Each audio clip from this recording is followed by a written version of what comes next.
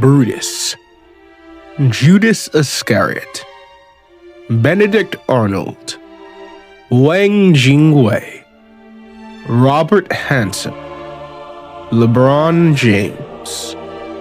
Every generation has its traitors, whether it be for wealth, fame, power, or peace of mind.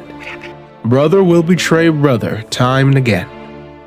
Across the ages, people have attempted to capture the emotion and pain of this act in their stories. We call that fiction.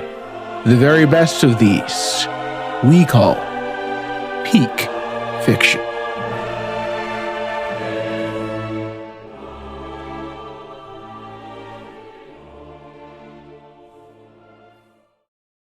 Welcome, everyone, to Peak Fiction 101, the show where we analyze what makes peak fiction. On today's episode, we're going to cover the illustrious history of traitors, liars, deceivers, snitches, rats, and all-around scumbags that make stories with their betrayals just that much more rich. So in order to do this, we have the best hosts around, starting with Supa. Yo, what's good, everyone? Glad to be here. I am definitely not the traitor amongst us. No. I do find it suspicious that our enemies have had the jump, on us at every time, but, we're still looking into Yeah, it. it's all coincidence. All coincidence. By the way, what you doing? So the next up, we have Beto. Hello, everybody. I am not the traitor here. I actually am a loyal servant to this podcast. Very loyal. And That's something a traitor would say. we have our favorite Vizier, Gray the Samurai. Welcome, y'all. Welcome. Thank y'all for joining us this afternoon. We're gonna have a good time. And this is Bates the Dust, and I will definitely not sell out my crew for fame, fortune, or clout. So we're all in this together, friends. Until that one ad comes in. Well, hey. Money's money. Anyways, so we're going to be talking about the subject of betrayal. Betrayal is it is a very big, it's both a real life thing, and because of that emotion that comes with having someone betray you, stabbing you in the back, in some way, it plays out in such a grand fashion in fiction. It's like one of the cornerstones in like any big narrative. But what makes like a traitor compelling is how they are written, right? How the actual betrayal goes down and what they do with the betrayal afterwards. And you have like many different kinds of traitors, like many different types of betrayal. So before we get into our picks, we're all gonna bring up our favorite betrayals in fiction. Let's just talk about the actual different types of traitors in fiction. Right. And I think you can kind of one of the core differences is the traitor on the villain side or there's the traitor on the hero side. And that difference of what the audience perceives as good or evil, I believe, really colors whether or not we view someone betraying someone as a positive or negative. Yeah. We can. I was trying to open this discussion. Oh, I'm like, yeah. So it's a podcast. Yeah, of course. So- I think there's a few factors there, right? And really because a traitor denotes a switch, right? It really depends on what perspective characters have of the traitor before the moment of betrayal, right? Like, do characters in the story assume that this individual is on the side of the heroes? Do they assume that this character is on the side of the villains? Because sometimes that's a trope, right? Where we think this person has sinister intentions, and then wait a minute, whoa, we weren't expecting them to save the day. We thought this person was a hero, and whoa, we had no expectations that they were actually working with the villains all along. I think that element of deception sometimes is really fun because usually it's accompanied by a plot twist in many instances. Because in my opinion, some of the best traitors are the traitors you don't expect, right? Yeah. There are moments where you think you understand the story, like you think you understand what's happening, and then out of seemingly nowhere, right? There's a moment where there is a shift of like this person that I thought I understood. Like I thought I understood this character's intentions, that I understood this character's goals, that I understood this character's ambitions, but I was wrong. I misread them. Their intentions are far more sinister than I had expected, or far more benevolent than I had expected. And now I have to adjust my perspective of the character. I think those are some of the most fun traitors in fiction where you don't see it coming. There are some where you can predict betrayal because you know what's about to happen, but the characters don't know what's about to happen. That's another side of the coin. But I find myself drawn to the ones where no one predicts it, and then we slowly Yep. see an event take place. Yeah, like, and more on that, just as much as the traitor is important to that role, the scene, I believe the scene where they're revealed to be a traitor is also should hit as well. Because it's that scene that really like feels like it just flips things that we knew on our head. And the way that the traitor goes from that scene moving forward is why we're like locked in. Like, why did he? Okay, we saw them do this, but why did they do it? And in some cases, and the traitors could have been with our group of protagonists the entire time, and we just didn't realize it was them, or maybe we had like hints, right? But the story didn't have us realize it was them until like that moment. And that moment, either through the other character's reaction to the news, especially when it comes to like the other character's reaction to the news of there being a traitor in our midst and them seeing who the traitor is, it's usually like a scene of like shock and regret, like because it's just like this person, I thought you were cool this entire time. I thought you were like, where did all this came from? And then the trader would the trader would probably give out their monologue, be like, all this time I was actually working with so and so, or I have my own reasons for going my own path. But yeah, those scenes, I'm gonna mention a couple in my when I'm going over like my top three, but like everything about those scenes for me always like tend to like hit, or at least when I really look at my DD trade scenes, especially when it comes to, like, off note, when it comes to like the soundtrack, I feel like maybe bust out the best soundtracks for Yeah. these moments, bro. The music switches. Yes, yes, yes, yes. Yeah, it's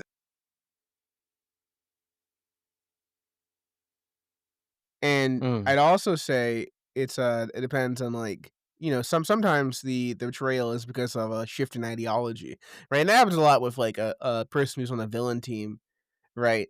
Who at some like kind of looks around and says, you know what, this sucks actually, and Are we the decides baddies? he's gonna flip sides, right? And on the other side, you could have a person who's like ride or die for their hero, but Mhm. you get at the very maybe close to the end, you get a difference where you're like, well, I think we should do this with this power, or I think we should do that, and that simple like ideological difference can lead to a Yeah. situation where they pop off and completely you know leave everyone to the wayside. Yeah, there's a lot of that in a lot of movies nowadays, and I think it's one thing is it's just the build up towards it that really strikes a nerve in the plot twist that these are the villains.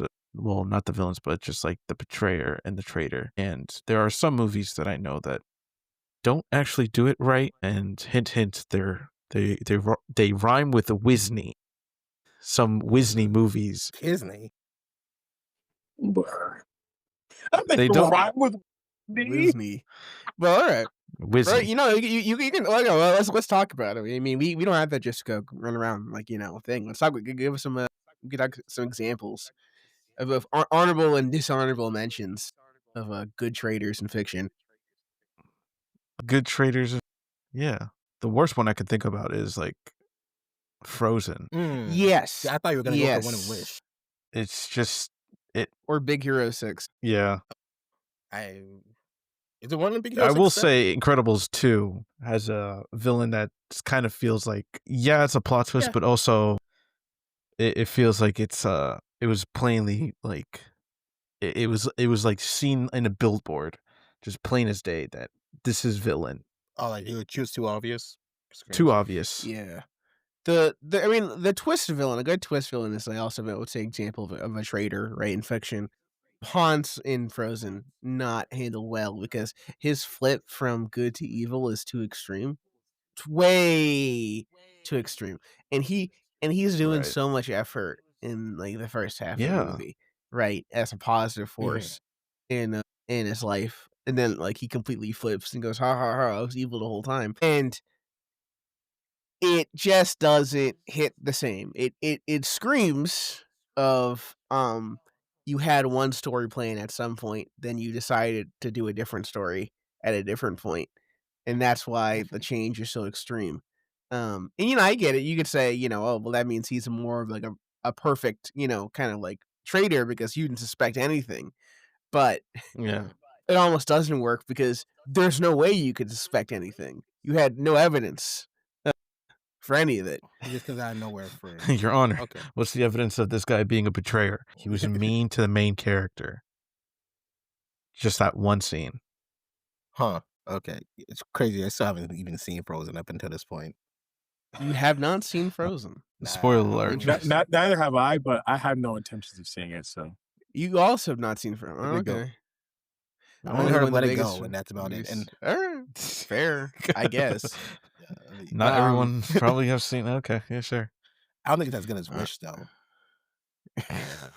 I would also throw in, okay, so if you're talking like honorable mentions of like traitors, right? I first want to talk about one of my more loathsome characters.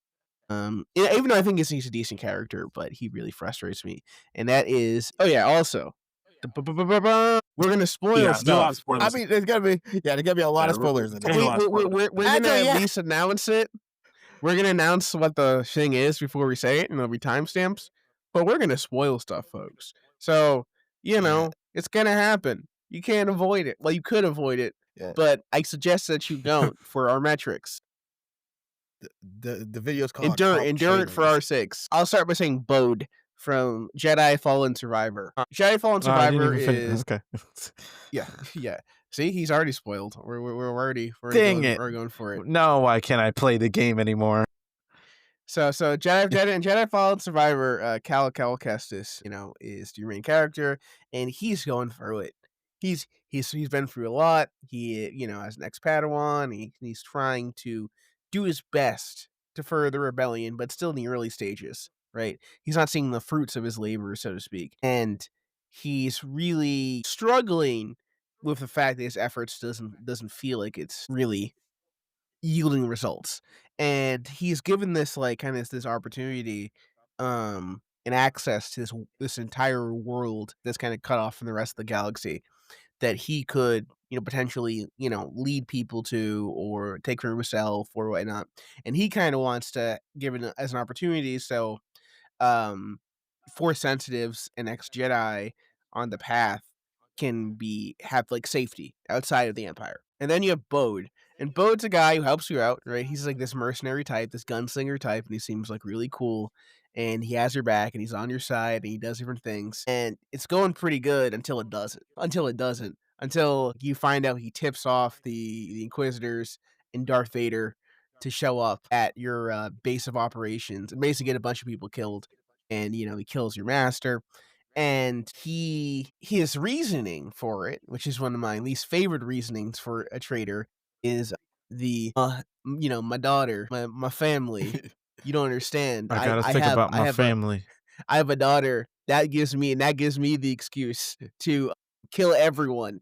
I'm a father. I running around basically betraying entire rebel cells. Like he's ratting out entire rebel cells. He's betraying people. He's working as a spy directly for the Empire, and he's like, "Oh, but my family. I gotta do it for my family." And it's a very compelling betrayal, right? When Bode pulls it off, and you really feel it, and you get the extra reveal that Bode is not just a regular mercenary. Bode was a Jedi Knight before Order 66, and he worked like in the Jedi, like the intelligence division, like as a spy and during the Clone Wars. So he is one of you, right? He went through Order 66, and because his family got caught up in it, he's like decided he's gonna flip, for the Empire, and basically bide his time to when he gets a perfect opportunity for himself and his daughter to get somewhere safe. very scummy, extremely scummy, and Cal has to double tap him at the end in like a gunslinger duel. Yeah, in a gunslinger duel, and it stings, and of course it kind of orphans his kid, but it is what it is, you know. And while I like him as a character, I always hate that excuse when that comes up for a character as a motivation for why I do what I do. And I think for me, the my family excuse is there's like a number. I don't know what the number is, but I think there's a certain number of people that you can harm utilizing the family excuse before it gets to a point where you're like, what's going on, man? What are we doing? Right? Like, sure, you hypothetically have your family, but like what are the numbers that you're willing to rack up in order to but yeah, Right. that's my honorable mention. Okay. Yeah, I gotta say, if I could take over my honorable mention, how many honorable mention can I mention? Just one for now, or It doesn't matter. You can just go all off. right? I got a couple. I got a couple. So as I was, researching, my traders and my knowledge of traders I've gone through across medias, there were some that stood out to me, but just not as much as the ones who I've chosen for this debate on. So I have to give a shout out to Tara from Teen Titans. I Huh? just forgot I just forgot that part, a lot of that part of the episodes. So that's kind of why she didn't make the list. But I remember like her flipping on Teen Titans. That was crazy. Zuko, because he betrayed the Fire Nation, and honestly, we can't stand these goddamn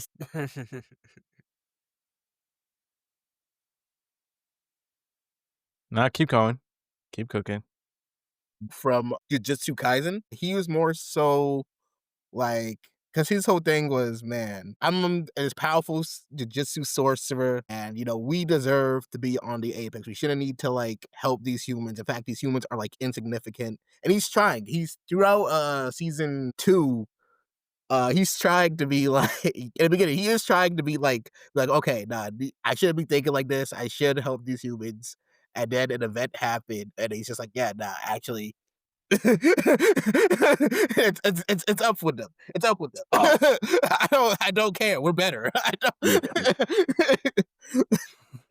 So yeah, Ghetto's pretty good. Blackbeard to Whitebeard, specifically how he just off the what's his name Thatch for the Yami Yami, and then Yep. proceeds to be the shiestiest pirate on the sea. Oh, Just he is a rat. backstabbing. Blackbeard's a rat, but we love him for being a rat. Oh yeah. I mentioned Blackbeard. I mentioned And Blackbeard. I will say, and I'll say Lovable as someone scumbag. who is who's up to date on One Piece. Okay, you know what? Maybe Blackbeard is not as big of a rat. Maybe the actions we first interpreted as rattiness is him actually getting a get back for his pops. That's all I'm saying. Okay, that's all I'm saying. Is it rattiness or Yeah. is he on a vengeance quest? We don't know.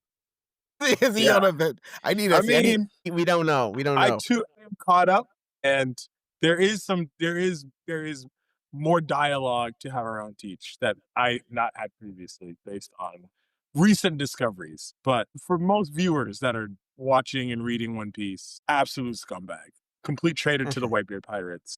Yeah. And your take is valid. Oh yeah. I can't wait to see more Blackbeard to see how deep it goes. And this one's more of a personal one. Detective Fulbright from the Ace Attorney from Ace Attorney Dual Destinies. Spoiler alert. Yeah. You're playing to that right now. The cat's out of the bag now, but yeah, no, because he was such. If I could paint a picture of him for those who don't know him, he is like a very goofy like character. Like he is a very like every time you see him, he's always on like some BS. Like he's like genuinely like you do not suspect like he's a detective, quote unquote, but like nobody really takes him seriously. But there's this one case at the end where it's just like, oh, there's this where we're finding like who this super secret killer is, and there's a clue that like gets dropped in that case, And I remember reading that clue would be like reading that clue originally. I'm just like, okay, and a detective like was the last person with this person, and I'm like, wait a minute, wait a minute, wait a minute. And I'm like, and it was so bad. It was so it had my mind like so crazy. I'm like, nah, I'm tripping. It got me someone. It's someone else. It's someone. And then when it got to like the time to like pick out the suspect, I'm just like, let me just see what happens if I select Fulbright. And the answer was correct. And I was like, what? That's insane. Like, bro, that along with the Ace Attorney 3, spoilers for Ace Attorney 3, Armando being the killer, because at that point he was just a prosecutor, but like you respected him. You had respect for him. And especially because he was like such a close friend with Mia, who was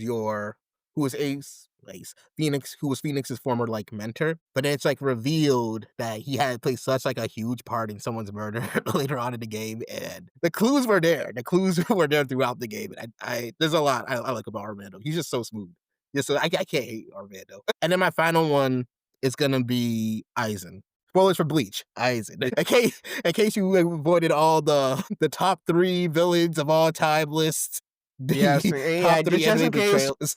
you saw Bleach on the shelf at like a store and said, "Oh, this looks cool," and then but you had no context, you never heard anything else. We apologize.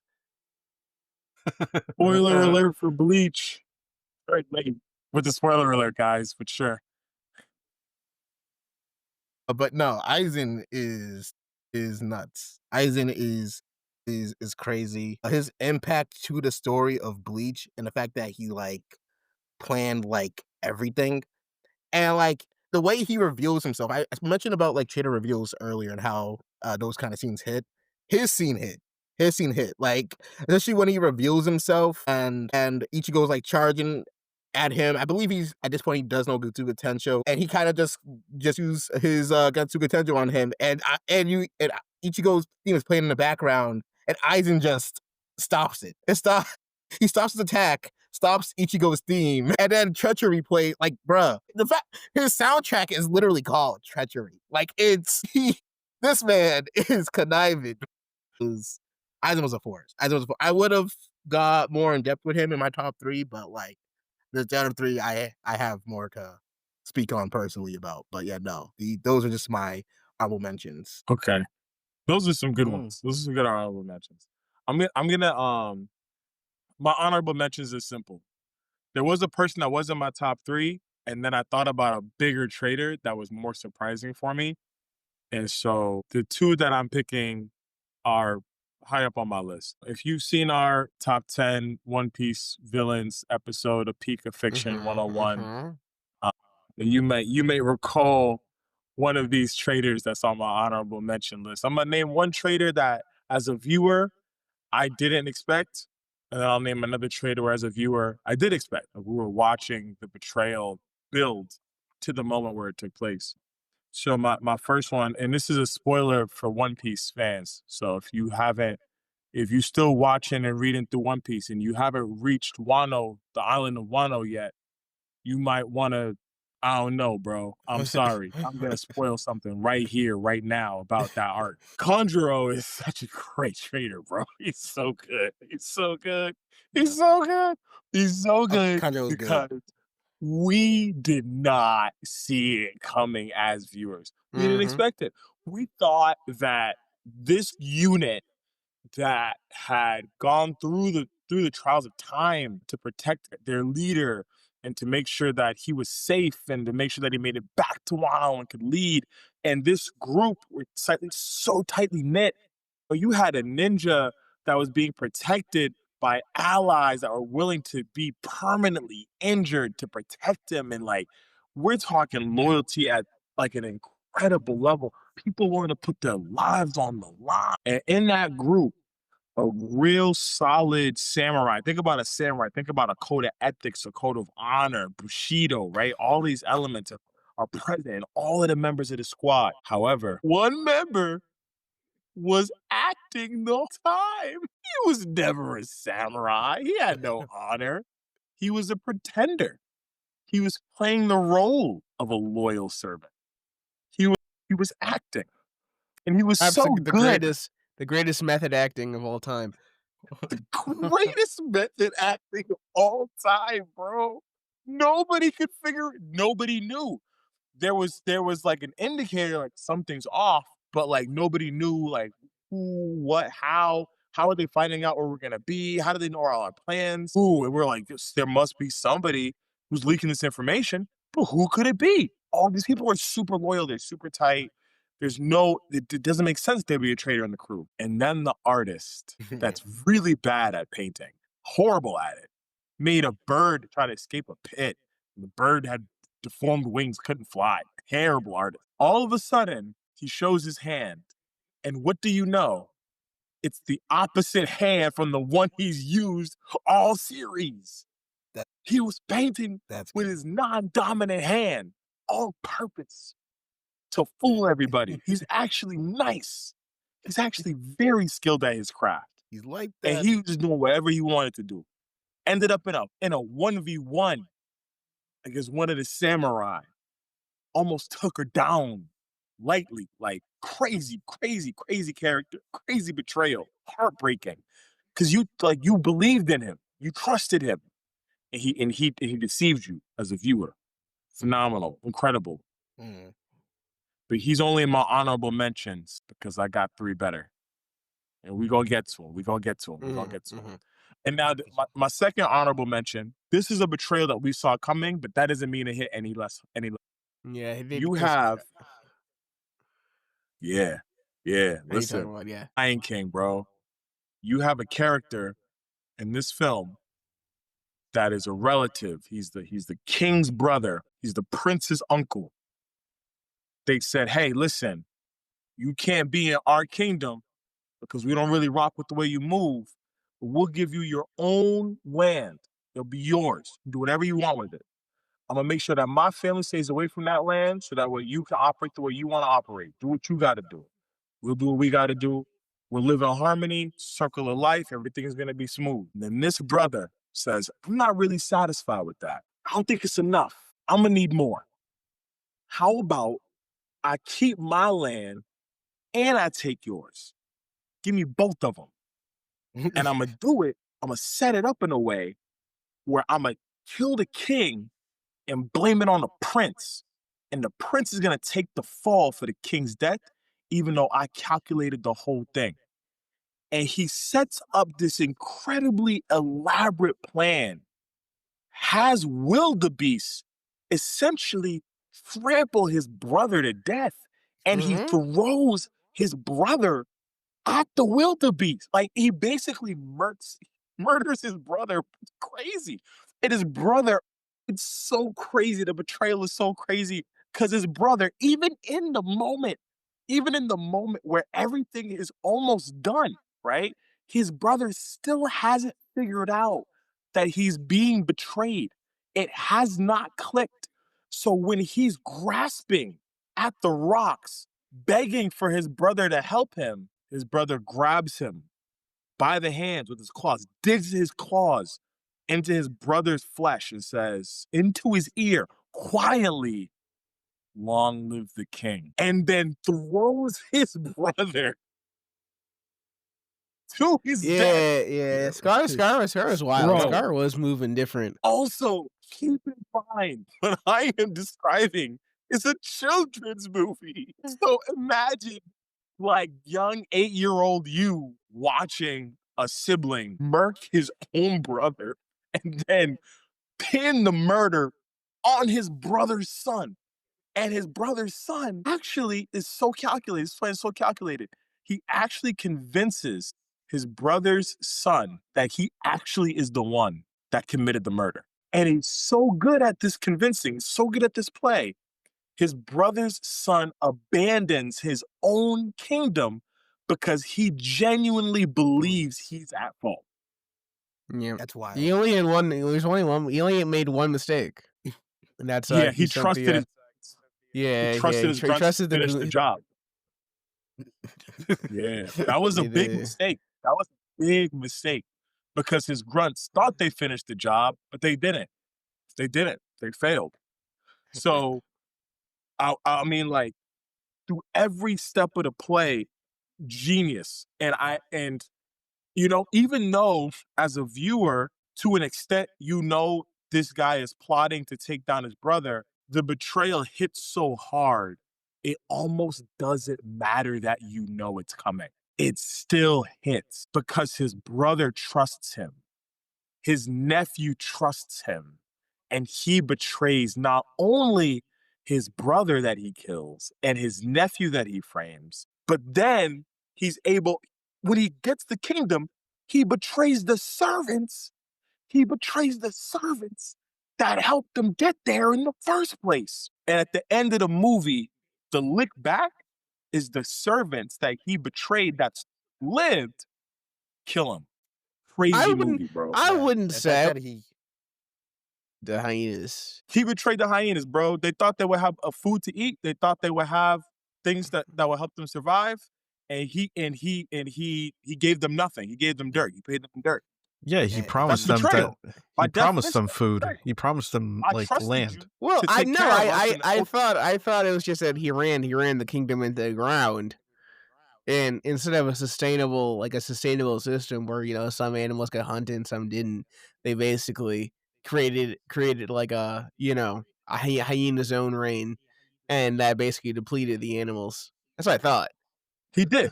He betrayed the trust of his servants. They And trusted him. also, it's not his fault that his ghost brother bladed land.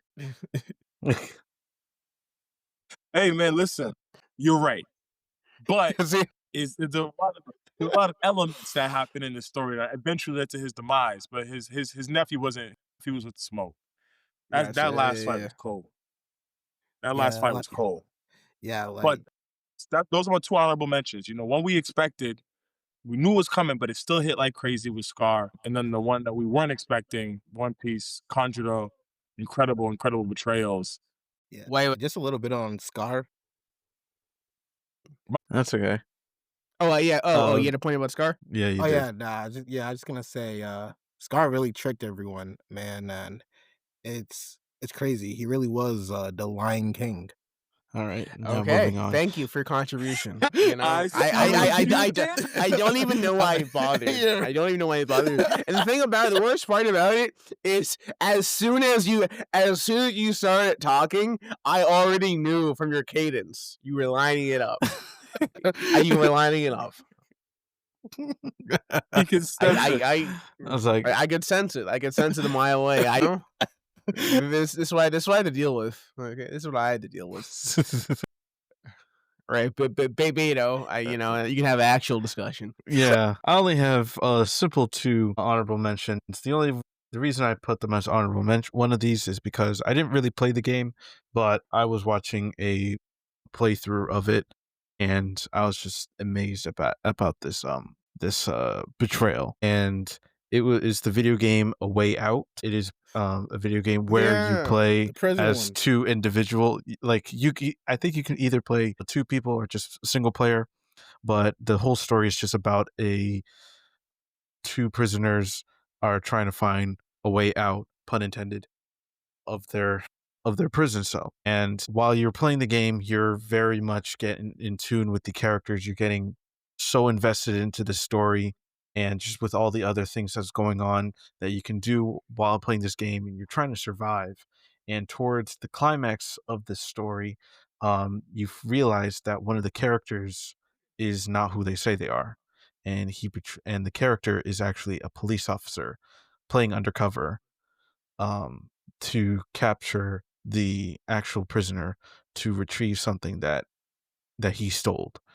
And once that happened, it was such a shocker to see, and I was immediately like, damn, how can I have not seen this coming, that this guy was a cop. And just seeing how the whole story flow through to the end, I was just like, this is really great.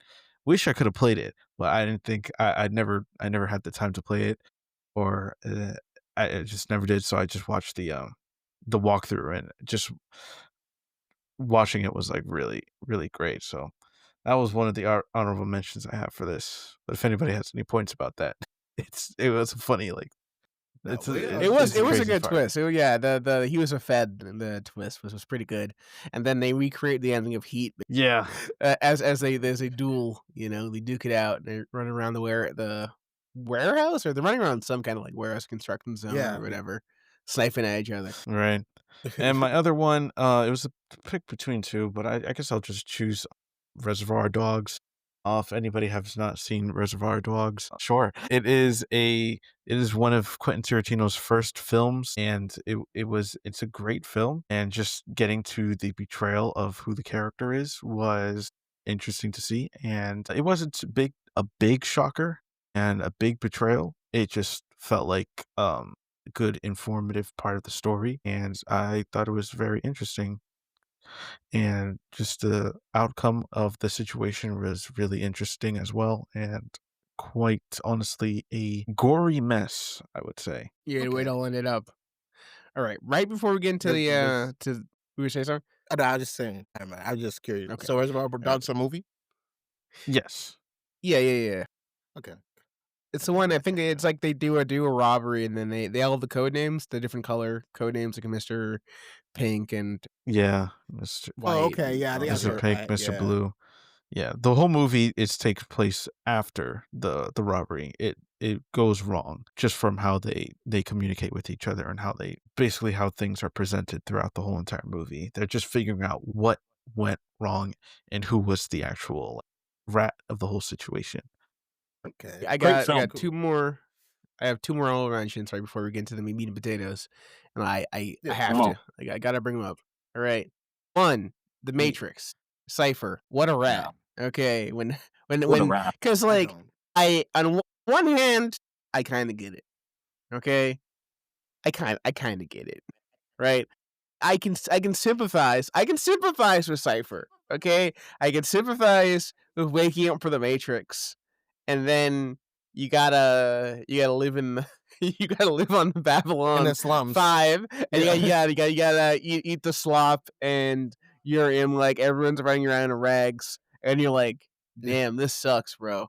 And then like you know what, and I can't even go into the Matrix and enjoy it because I know it's the Matrix.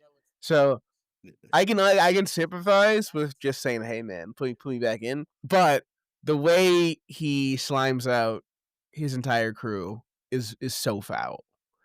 It is so foul how he does like the people that he's been with like the entire time.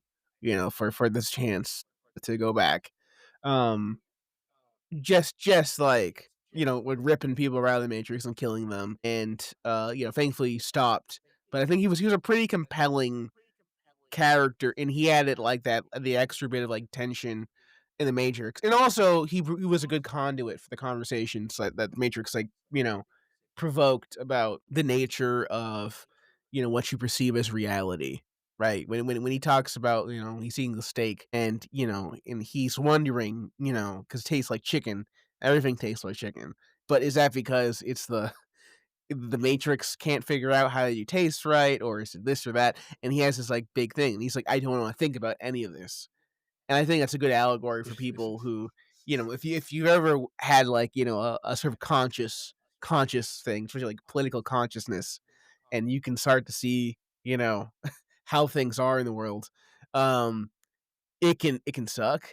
It can suck being like, yeah, well, this is happening because of like capitalism and this and that, and you're like, yeah, and you have that kind of like, well, what's the point of anything moment? And I can understand being like, what if I didn't know any of this? I'd probably be like a happier person if I didn't know. But of course, you want to reject that feeling. And the second So would guy you I take the want blue to. pill? Would I take the blue? Very much so. Yes. Don't do not wake me up out of the pod, please. I'm good. I'm good in the pod. I do not want to be woken up. You needed Okay, the truth is right there, though. bro, do you know how mad? You know how mad I would be if I got like out of the Matrix and then like you're like this is your new home, and I'm in like the underground like caverns and like Babylon, and you're like, oh well, we do like a rave every so often. I'm like that's it. That's all. That's all I have to look forward to. Is a rave every so often. Like that sucks, man. So no, please. I would probably crash out at some point. Maybe not betray all my friends, but I'd probably crash out if I it was like this is it. This is This is all we're alright. doing here. And secondary guy, he doesn't really betray you. Okay, I'll say this character. He doesn't. I mean, he kind of does, but not really. And he's been in like every single one of these games in this long series. But I got to shout out my boy, the GOAT, the #1 spy of all time, Revolver Ocelot for the Metal Gear Solid series. And Revolver Ocelot is like the LeBron James of being a triple agent. Just to like, so he's a person who's been around since like the 60s, right? And he has been on various factions, various teams. He takes part in pretty much every single one of the games, and he is like a somewhat either antagonist or sometimes he supports you depending on like who you are and what time. But he's always there. He's kind of everywhere, working for everyone at all times.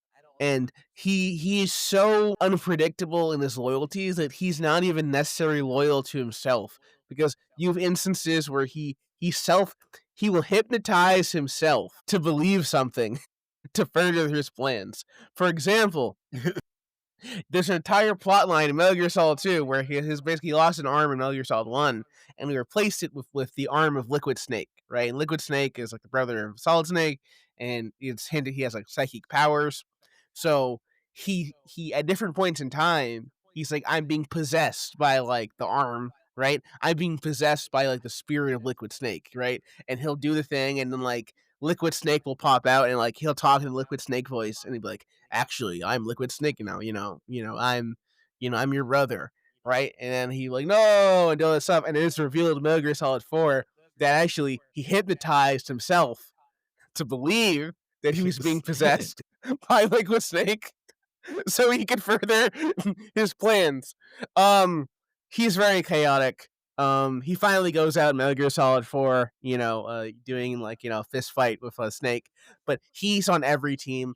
And just to like, give you a hint of like, Revolver Ocelot in his role in the story, I'm going to list every affiliation that he has. Okay. So Revolver Ocelot is affiliated with the Philosophers, the NSA, the CIA, the KGB, the GRU, the Patriots, Diamond Dogs, Foxhound, Sons of the Big Boss, the Gurlukovich Mercenaries, Sons of Liberty, Outer Heaven. And these teams are on different sides.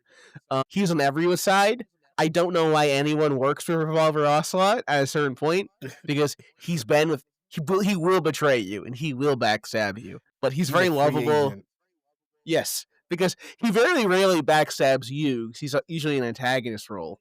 But he's always scheming, and he's always doing things, and you really don't know what his full plans are. Even when he's like dead and gone, you're like, I think that's what his goals were. He's a very confusing man, and we love him. We love Revolver Ocelot.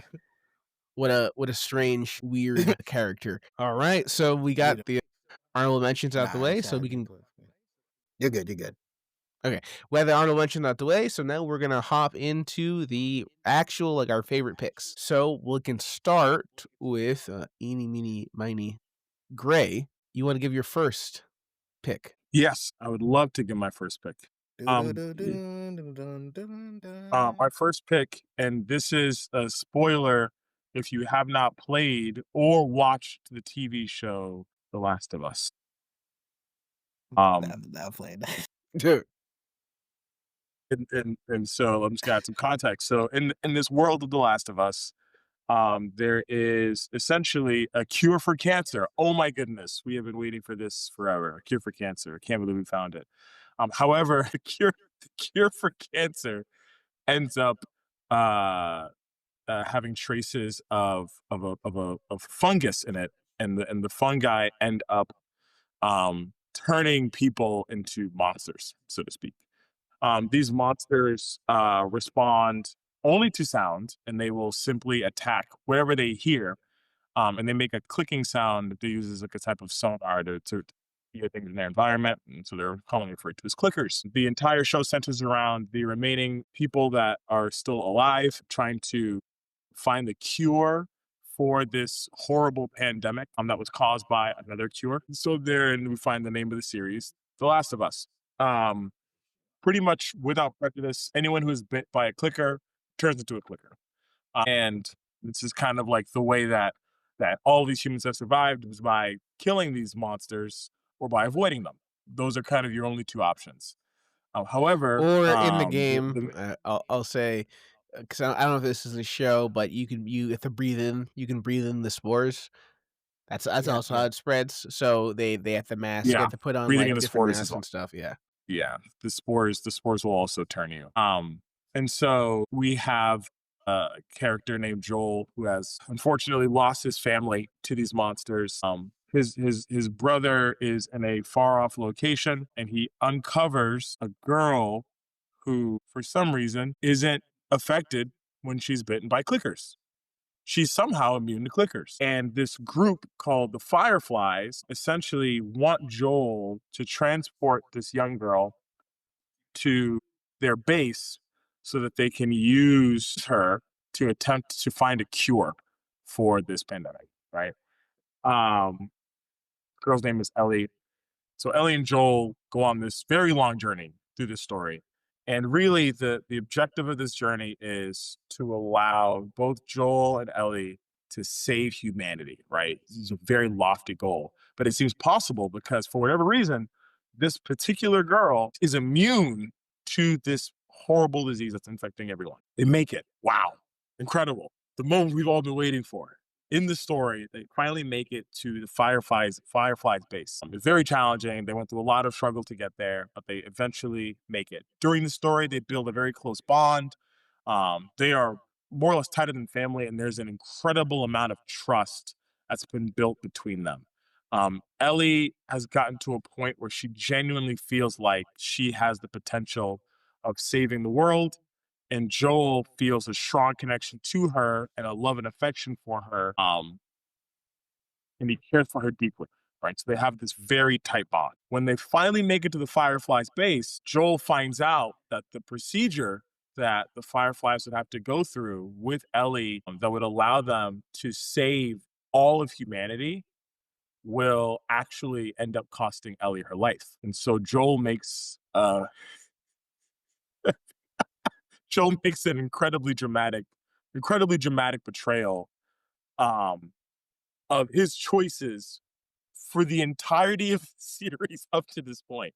Pretty much everything that he's done has been towards a specific goals, towards a specific objective. And right before the goal is reached, he makes a complete 180 and decides the most important thing to me, more important than all of humanity, is Ellie's life. And to protect Ellie's life, I am actually going to go on a massacre of every single Firefly in this base all by myself. I am going to absolutely obliterate these people. And he does. He goes on a rage-filled murder spree. And then, after leaving the base, he then deceives Ellie into making her believe that, everything is fine. Like, nothing is wrong. Everything's smooth. Everything's cool. Nothing to worry about. This betrayal was insanity. Some would call it justified because as you're watching the series, you also develop an emotional affinity towards Ellie. You also develop an emotional affinity towards Joel's emotions and feelings as a father, as a husband who's lost his wife, lost his daughter. He's a family guy. Like, that was his role, and he's lost so much. And so you're like, man, I really feel for him. But he quite literally, with that choice, he quite literally betrays the entire human race by um by murdering the people that could potentially save humanity with this cure, all to protect a single girl's life. All Um right. I'm sorry, sir, but it's time the Joel Defense Force Yeah. is assembling. Yeah. Oh, Yeah, you're go part for of you Go for it. Feud? Go for it. Go for it. The Joel Defense Force Go is here. We've arrived. Go for it. Okay, Go for it. we're here to say You tell Joel's me, a good you tell me guy. All Joel right. did not betray humanity. Go on. They Your turn. just bounced inside this room. Okay. This man is just on this podium. So- All right. Here's my Joel Defense number one. Right. Joel I gotta Defense find number security. one. Okay. Fireflies, kind of hack frauds. Okay. we've if you played the game, you've seen the Fireflies kind of just get their butts whooped all the way from Massachusetts to California. As you're on their trail, and you know what? As an organization tasked with saving humanity, I don't know if the Fireflies really got the juice to do it. Right? That's Joel Defense number one. Okay, Joel Defense number two. It's kind of wild that basically you had this child, you had this person, right? Who is the cure, right? Is immune to disease, right? And instead of running any extra tests, instead of maybe doing like a trial, instead of testing out other options, within like 2 hours of Immediately. her getting there, they're like, "All right, time to throw her on their table and cut open her head." I'm just Right. saying. I'm just saying. If those are the doctors in charge, then I can understand you having some reservations about it. Okay, and what I'm saying is, I'm not. If the Fireflies were a more confident organization, and you could really feel that, like, you know what, if they pull this off, then like they can do it, and humanity will be saved. But like, I'm gonna keep it a stack. I don't know. I don't know. They could have pulled out the perfect cure, and I don't know if they could even do anything with it, dog. I don't trust the Fireflies and their And how they ability to do it. distributed. So I understand. I understand when Joe walks in, right, and it's been like they've been there for 2 hours, and Joe walks in, getting ready to like cut open Ellie's head. I understand him crashing out. That's what I'm saying. That's all I'm saying. Crash out. But that's all I'm saying. Okay. And that's fair, but keep in mind, we're purely talking about betrayals here, right? He was on the side. I'm not saying he didn't Fireflies. betray anybody. But I'm just, you know. Okay. I'm just making sure we're on the same page here. I'm not gonna throw in Joel as like, you know, killer of humanity. Okay, I'm not giving him that title. Is what I'm saying. Okay. How could you not when? Let's talk about it. How could you not when he says, "I'm going to abandon the plan of utilizing Ellie for a cure and just live out days with her and hope that nobody cares and nobody notices what happened." Mm-hmm. It's a slow death. Slow death. I mean, the people are alright. I mean, they had a whole Last of Us too. They alright, right? Bro, listen, man. They're Listen, man. making There were it. consequences to Joel's actions. There were consequences. I mean, yes, there was, Joel, but you know, There's consequences to actions, but And to I don't Joel's feel the that actions. Fireflies had their consequences. You know, they killed. There's like bodies What I'm upon saying is, bodies the to human test it race will out. be out. They'll be fine. They'll be okay. Probably. Yeah. What I think should have happened Probably. personally is like Ellie should have been given the choice, and Yes. like of if she should ultimately Ellie should have been the one to give the choice of whether she I agree with uses her that. body for the cure or not. Because like And it should have they been go also into this in Last of Us. I was gonna say they go into a bit of this into like Last of Us 2, where she's like, "Oh, you know, Joe, you didn't, you made that decision for me, you da da." But it's just like the Fireflies off rip knocked you out, and was gonna use the cure. They were like, whether she says yes or no. all I'm saying is, if you're giving someone potentially the miracle cure, you got to run more tests, okay, before you get into the head cutting open stage. Is all I'm saying, okay? What else do we need to test, bro? I have doubts. I mean, maybe it could be the blood. You know, you don't know. Maybe it could be something else. I'm just saying. I have doubts Realistically about the speaking, Five yeah. Flies competency as an organization. Is all I'm saying. That's all I'm saying. That's That's all I'm fair. saying. And I respect it. I respect it. I just feel like the cost was too high. The cost That's to fair. protect Ellie's life in the story was way too high. Mm. It ended up costing a lot of other people their lives because Yeah. of Joel's actions. And so in the end, his betrayal was paid for in a great deal of blood over and over and over again.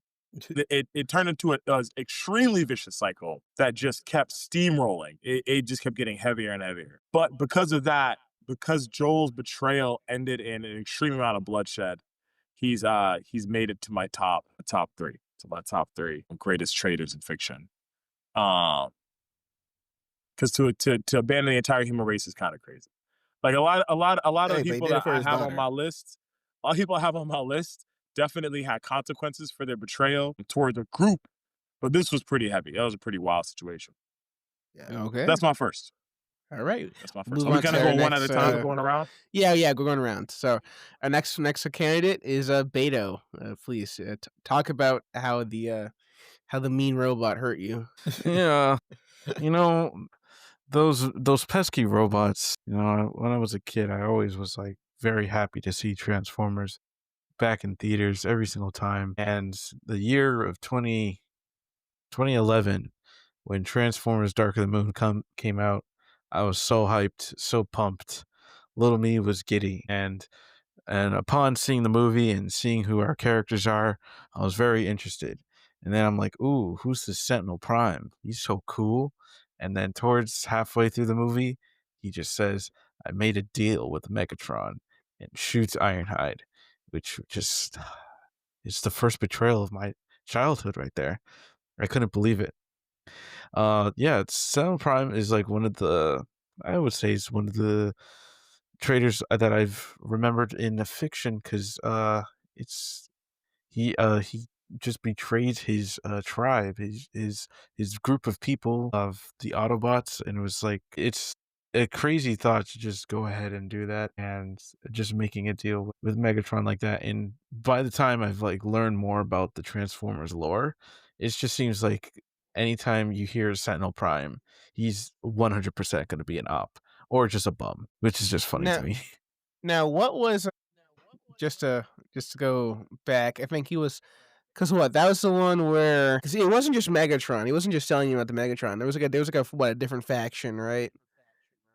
That he was this Sentinel Prime I'm talking about is it's not the one from Transformers 1, it's from Dark of the Moon. So this version of Sentinel Prime, he's selling out the Autobots just so that he can use the pillars, secret MacGuffin for that movie specifically, and never any other movies, just to save the dying planet of Cybertron. He just goes with the Decepticons to repair the pillars, which are just like, I don't know, transportation beams, to use the energy from Earth to revitalize Cybertron.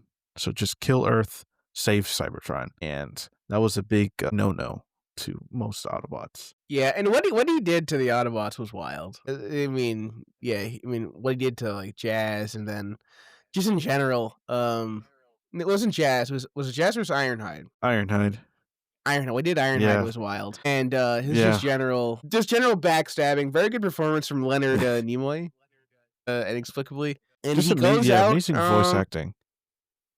He goes out real wild too. Optimus, no! You betrayed yourself. Executed for his crimes against Cybertronian. Okay, yeah, we have to have a conversation about Optimus Prime and Dark of the Moon, because he was moving different in Dark of the Moon, and I don't know what time when he was on, but he was just killing people, especially when Megatron he takes out Sentinel. And Megatron is talking smack. All Megatron does is talk a little bit of smack. Okay, all Megatron does, he goes to him. He's like, it's like, well, it's like, I'll go my way, you go my way, and he's like, what will you be without me, Prime? Time to find out. She just immediately kills him. Just kills him. That's so insane. That is such an insane reaction. Yeah, Megatron did not. I mean, Optimus Prime did not care. He did not care. He was tired. He was tired. He didn't care. He was through with everybody. He had Armed and Dangerous playing on his radio, bro. Just Yes, yeah. He was just straight up a war criminal. If he wanted you out of there, he'd get you. Optimus Prime would get you out of there. Optimus, why are you dealing with American? Another wild thing Optimus Prime did, because I understand what he was trying to get across, because like basically the people were, I think the government wanted to give up Optimus Prime, right? So he fakes his own death and basically lets the Decepticons just like do like 59/11s to Chicago before showing up and saying, "You missed me yet?" Which is like, He's trying to prove a point. And that's such an insane thing to do. What do you mean? Are we trying to prove a point? Yeah, trying to prove. Yeah, and guess exactly. what? That did not work. Okay, the point that people got in the Transformers world, it was the Transformers gotta go. That was the point they reached. My God, I love that movie. The next one was I love it so much. How come the humans don't like us anymore? I don't understand. Seriously, how do they? Just immediate, just a real execution. No questions. All right, Super O, your pick. So my pick for the 2025 top traders draft. I'll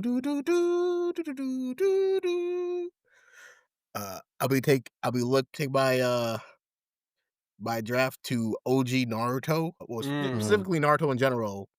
And this character is Sasuke Uchiha. So so Sasuke Uchiha. Let's start by painting a picture of Sasuke's thought process throughout the series. When Sasuke was a boy, he grew up in a loving family within the Uchiha clan. His family consisted of his parents and his older brother Itachi, who loved him dearly. Everything was all good until one day a tragedy occurred.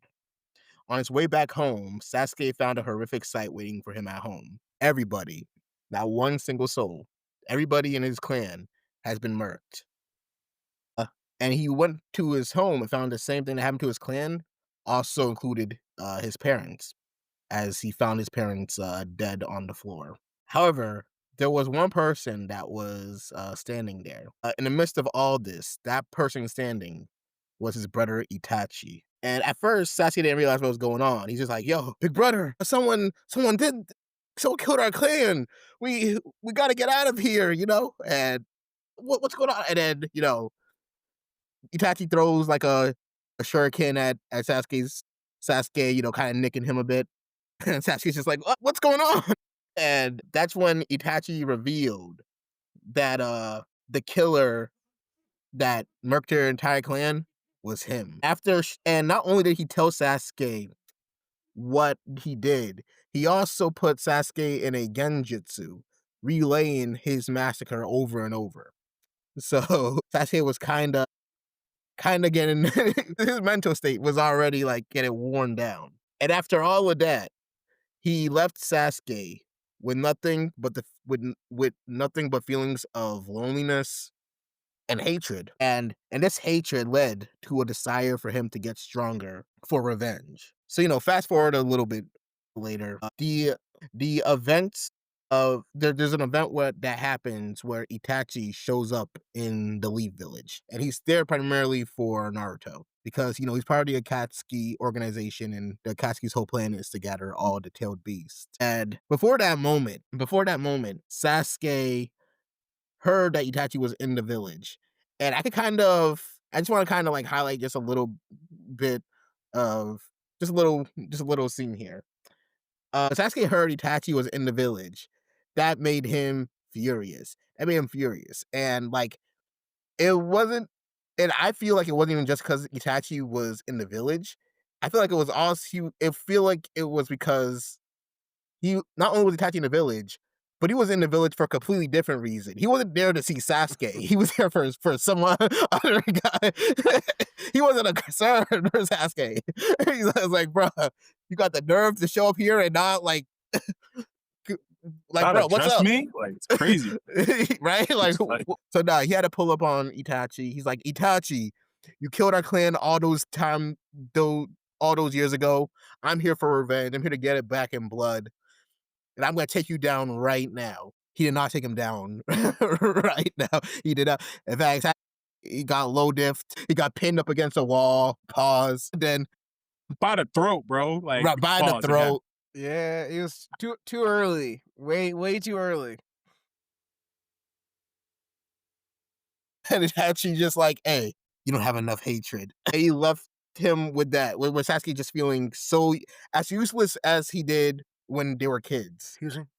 Like, so because of this feeling of inadequacy, this lingers in Sasuke's mind for a bit. This because like you can only hit this wall so much before feeling frustrated, and so that's when Orochimaru, a maniacal villain who conducts unethical experiments, offers Sasuke a chance to get stronger, and this is at the cost of leaving his village and his friends and joining him so that Orochimaru could use his body. And unfortunately, Sasuke goes for it. Of course, this leads to the Sasuke retrieval arc, as Naruto with a bunch of other genin pursues Sasuke to get him back. And because originally they're thinking, hey, he got kidnapped. These guys came to our village, they took Sasuke, and they're bringing him to Orochimaru. We're not gonna let one of our leaf genin, one of our leaf comrades get kidnapped like this. Like we're not going for it.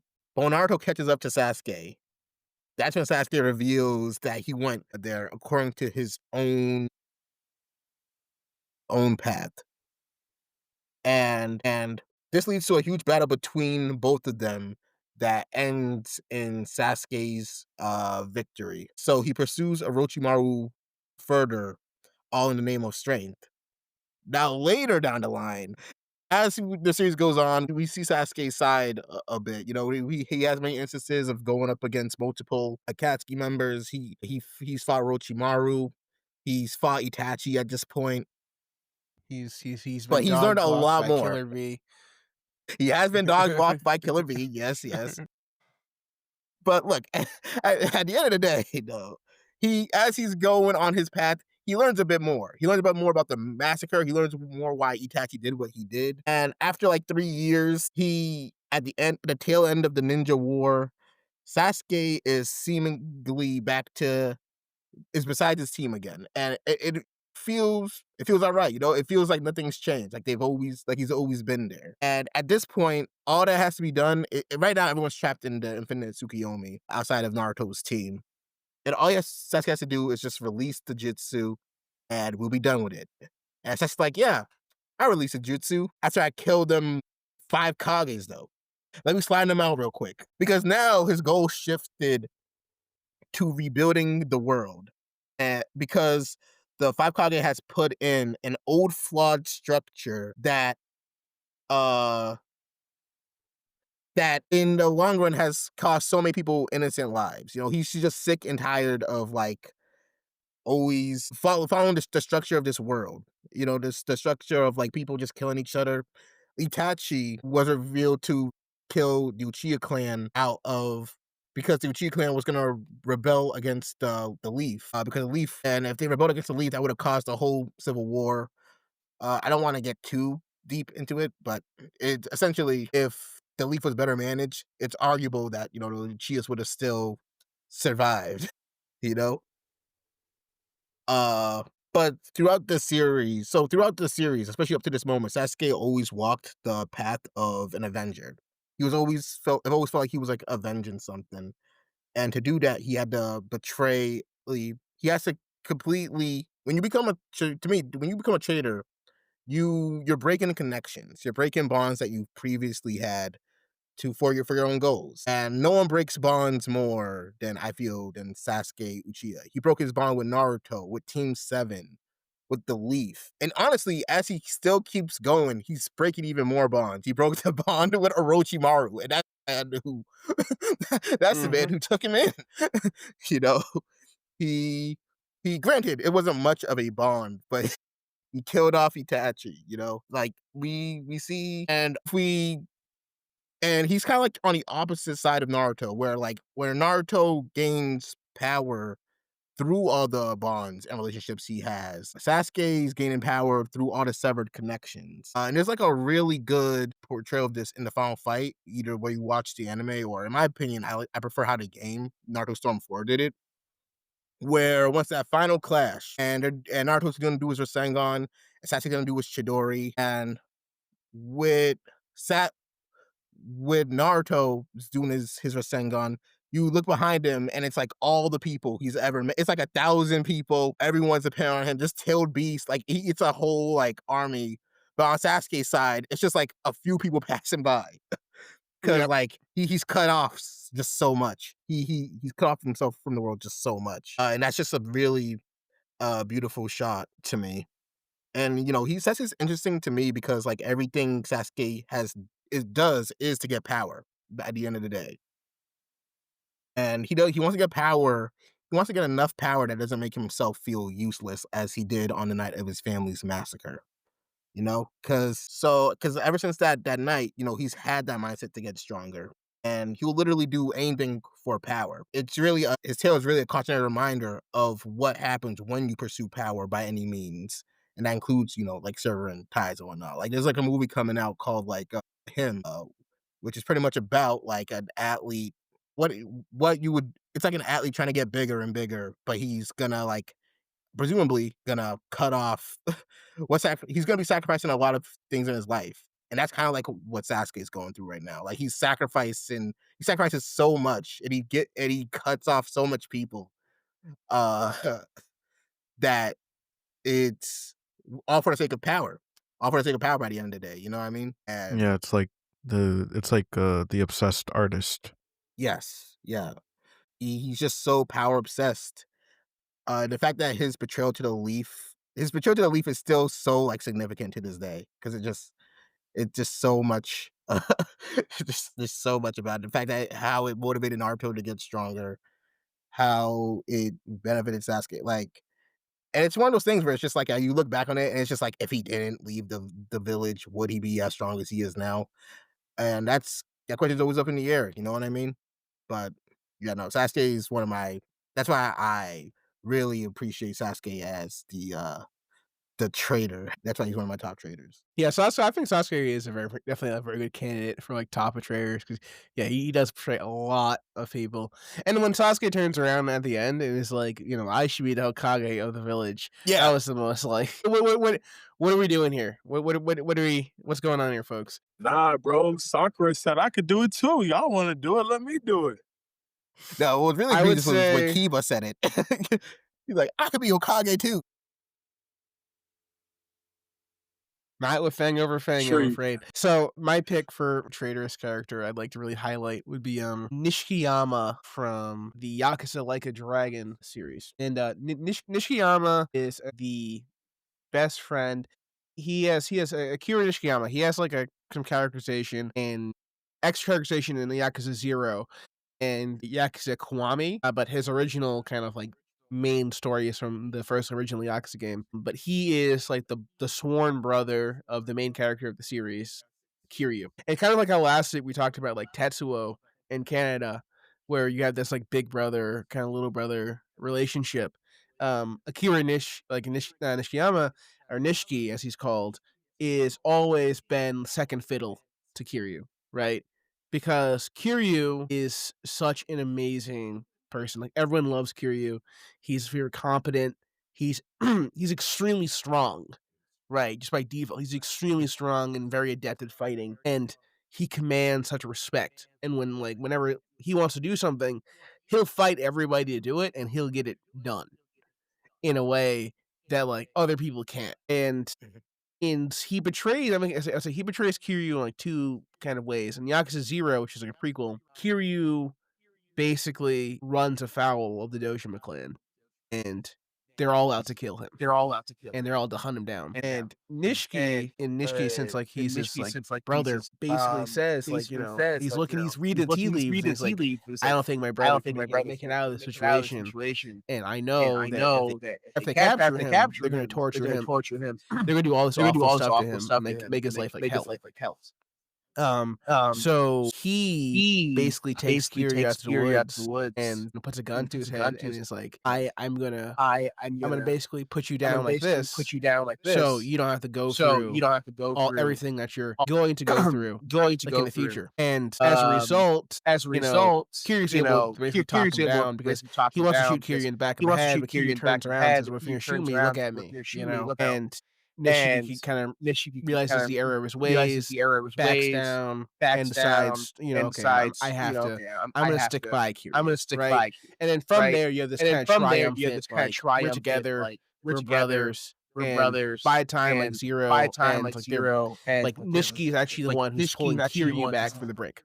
But when you get to Yakuza 1, you have this case where Nishiki is in deep himself this time, where his clan leader, his patriarch, right, the person that they're following, because they're all part of the Dojo clan, right, tries to force himself on the person that he likes, like the girl that he likes, and to protect her, he shoots his patriarch. And you have this big deal where he's committed patricide, and he's gonna go to jail. He's gonna go to jail. Stuff happens to him, and Kiryu instead says, "No, I'll take the blame for you."